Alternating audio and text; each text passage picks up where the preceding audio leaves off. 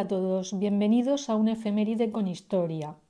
El día 21 de enero de 1793, un carruaje verde tirado por un caballo se dirigía a la parisina Plaza de la Revolución. Se detuvo a la altura de un cadalso, donde había instalada una guillotina, y bajo la atenta mirada de miles de personas bajó del carruaje el ciudadano Louis Capet, quien antes de ser desposeído de sus títulos se hacía llamar Luis XVI, rey de Francia. Según Henri Sanson, quien fue su verdugo y tal y como cuenta en una carta que envió a un periódico francés, el ciudadano Louis Capet en un principio se negó a ser maniatado. Solo accedió cuando la persona que le acompañaba le dijo que ese era el sacrificio final. A continuación, el reo preguntó si los tambores redoblarían durante su ejecución, a lo que se le respondió que no se sabía. También propuso cortarse él mismo los cabellos, algo que se solía hacer para facilitar la acción de la guillotina. Acto seguido, Louis Capet hizo un ademán tratando de dirigirse al pueblo de Francia, pero se lo impidieron. Aun así, fue capaz de exclamar: «Pueblo, muero inocente». Entonces, siguió contando el verdugo, se giró hacia nosotros y nos dijo: «Señores, soy inocente de todo lo que se me acusa». 1 o 2 minutos después de las 10:20 de aquel 21 de enero de 1793, la guillotina caía sobre el cuello del que había sido rey de Francia. 21 salvas de cañón dieron cuenta del hecho. Después de su ejecución, la gente se abalanzó sobre su cuerpo. Sus cabellos fueron cortados. Otros ciudadanos empaparon sus picas y sus pañuelos con la sangre del monarca. Precisamente un trocito de tela de 20 por 16 centímetros con la supuesta sangre de Luis XVI fue vendida en 2013 a un coleccionista francés y apasionado de la figura de Luis XVI, y fue vendido por 19.000 euros.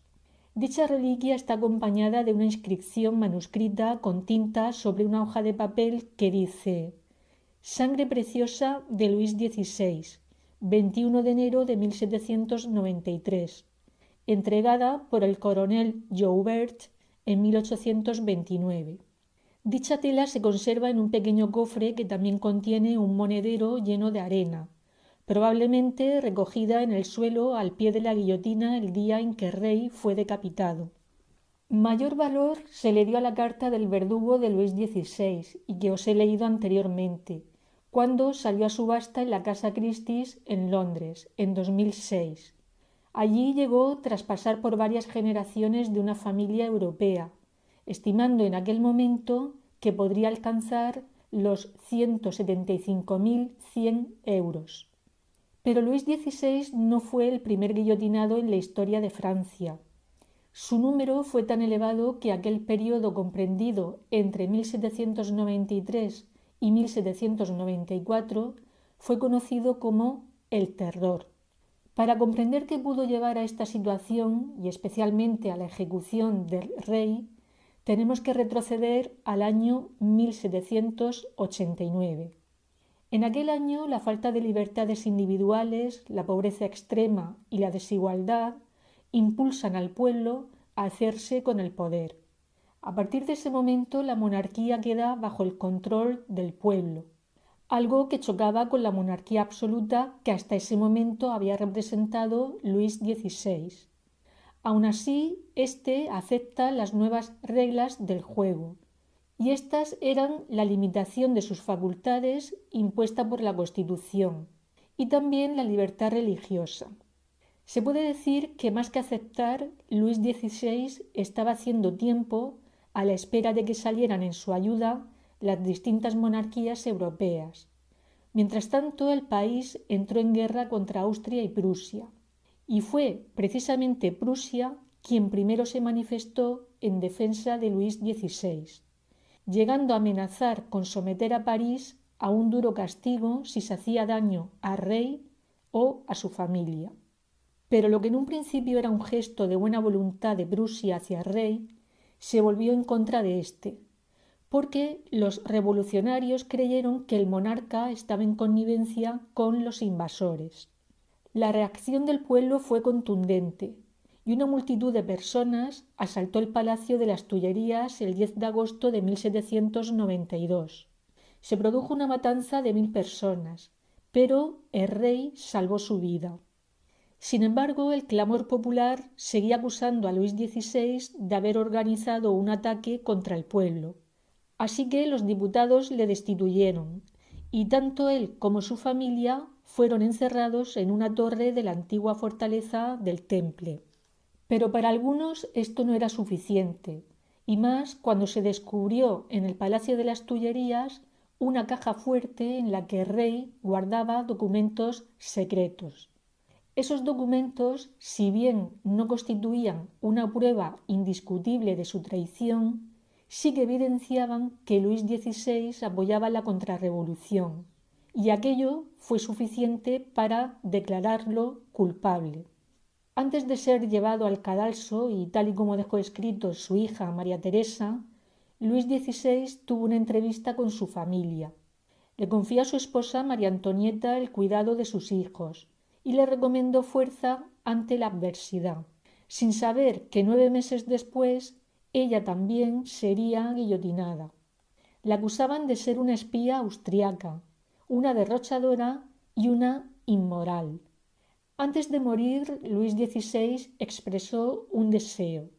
Dijo: «Deseo que mi sangre pueda cimentar la felicidad de los franceses». Independientemente de que se cumpliera o no su deseo, si para algo sirvió su sangre y la de los demás franceses que fueron ajusticiados en la guillotina, fue para que surgiera el llamado estilo de los guillotinados. Se puso de moda las cintas de color escarlata, que representaban la sangre derramada, las gargantillas, que señalaban el lugar donde la guillotina golpeaba al ajusticiado, y sobre todo se impusieron unos cortes de pelo a la altura del cuello y de mayor longitud por delante, justo como se lo hacía el verdugo al reo antes de ser guillotinado. De esa manera las largas melenas dejaban de ser un problema en la guillotina. Con estos cortes de pelo pasaron de moda las largas pelucas que caían en cascada sobre los hombros y que reyes y aristócratas hasta ese momento habían utilizado. Así, el rey de Francia, Luis XIII, preocupado por que su calvicie pudiera dañar su reputación, contrató a 48 fabricantes para que le hicieran distintos tipos y modelos de pelucas. En Prusia causaron furor, circunstancia que fue aprovechado por Federico II, quien las gravó con fuertes impuestos. En Inglaterra fue Carlos II quien introdujo su uso, algo que importó de Francia al terminar su exilio en dicho país. Precisamente una de sus pelucas se hizo muy famosa, porque se había elaborado con el vello púbico de las muchas mujeres con las que había tenido relaciones íntimas. La peluca de Carlos II terminó en el de Vigars Benison, un club de caballeros escoceses dedicado a la celebración de la sexualidad masculina, y en el que se realizaban orgías de todo tipo con máscaras y mujeres. Parece ser que fue el conde de Moray quien recibió como regalo la peluca de manos de Carlos II, y posteriormente dicho conde decidió que el mejor lugar donde podía lucir la peluca era en dicho club. El uso de la peluca en Inglaterra se extendió al mundo de la justicia. Con su uso por los jueces lo que se pretendía era dar autoridad y solemnidad a las actuaciones judiciales, aunque hay quienes afirman que se empleaban como una manera de protegerse frente a posibles represalias de los imputados que los reconocieran fuera de los tribunales. El uso de las pelucas también se extendió a las reinas. Se habla de que Margarita de Valois utilizaba para sus pelucas mechones rubios cortados a sus pajes, o de que Isabel I de Inglaterra tenía centenares de ellas todas rojizas. Cuentan también que cuando fueron a decapitar a María Estuardo se desprendieron las trenzas de color castaño y se dejó ver su auténtico pelo gris. Las aristócratas competían entre sí por conseguir lucir la peluca más vistosa y de más altura, Para ello montaban las pelucas sobre una estructura de alambre, las empolvaban con harina de trigo y de arroz y las engrasaban para mantenerlas compactas. Joyas, plumas y frutas completaban la peluca. Llegaron a ser tan exageradas que el filósofo Montesquieu dijo con sorna que el rostro femenino debía de quedar situado justo en el centro de la larga figura femenina, con igual proporción para el cuerpo de la dama y el de su estrambótico penacho. Con tales proporciones, pasar por las puertas se convirtió en un auténtico problema que un tal señor Baulard intentó resolver inventando un resorte que se accionaba al cruzar dichas puertas. Ni qué decir tiene lo que supuso el uso de estas pelucas en espectáculos públicos como fue en la ópera, donde llegaron a producirse sublevaciones de espectadores. Así que hubo que redactar un reglamento que relegaba a las mujeres que las portaban a las filas traseras de la sala. Estaba claro que su incomodidad y su elevado peso suponían dos grandes inconvenientes para su uso, pero eso no impedía que personas de toda clase social quisieran lucirlas. Y es que el cabello desde siempre ha estado ligado al poder. Pensemos en los penachos de los jefes indios, cuando éstos arrancaban el cuero cabelludo de sus enemigos y alardeaban de la victoria. Todas las modas tienen un comienzo y un final, y el uso de las pelucas terminó en los últimos años de la Revolución Francesa al imponerse el estilo de los guillotinados. Pero este estilo no solo incluía el nuevo corte de pelo y complementos como la gargantilla, también incluía nuevos ropajes. Me refiero a grandes camisas rojas como la que vistió Charlotte Corday antes de su ejecución por haber asesinado a Marat en su bañera. Marat fue científico y médico, pero también un defensor del terror. Y es que era una costumbre vestir con camisas rojas a los reos acusados de ser asesinos o envenenadores. En los años posteriores a la Revolución Francesa, las élites intentaron recuperar su posición, fortuna y costumbres, como fue la celebración de fiestas y bailes privados. Pero en la mente de todos ellos estaban las miles de personas caídas durante la Revolución.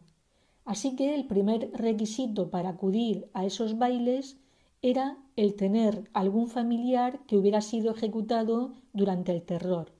El segundo requisito era saludar a los presentes agachando bruscamente la cabeza, como le hacía hacer el verdugo al reo antes de accionar la guillotina. Y por supuesto, y como tercer requisito, lucir según el estilo de los guillotinados. Aquellos bailes pasaron a la historia como los bailes de las víctimas.